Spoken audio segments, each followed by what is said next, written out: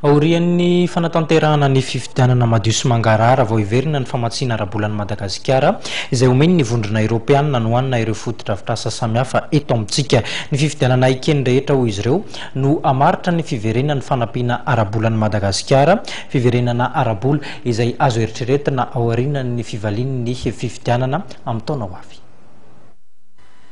Tsy miverina mamatsy vola any Madagasikara mahakasika ireo fandaharana asa momba ny fampandrosoana ny vondrona Eoropeanina raha tsy efa mipetraka ny fitondrana manaraka ny lalam-panorenana izay hipoitra aorianan'ny fanatanterahana ny fifidianana madio sy tsy misy fandavana eto amin'ny firenena akasaina ho tanterahana amin'ny volana May sy Jolay taona 2024 araka ny nambaran'Andriamatoa Leonidas Terzapsidis, lehiben'ny delegasion'ny vondrona Eoropeanina eto Madagasikara androany.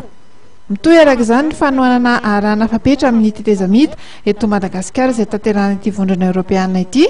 Ny fehi-kevitra navoaka ny filan-kevitry ny vondrona Eoropeanina ny 3 Desambra lasa teo moa dia mbola nanamafy ny fampiarana ny fepetra mahakasika ny 1990 ny Accord de Cotonou izay mijanona amin'ny fanatanterahana fandaran'asa mivantana amin'ny vahoaka marefo, fanampiana maha-olona sy ireo fanohizana ireo fandaran'asa izay ny famatsim-bola azy dia tsy ampandalovina amin'ny androm-panjakan'ny tetezamita.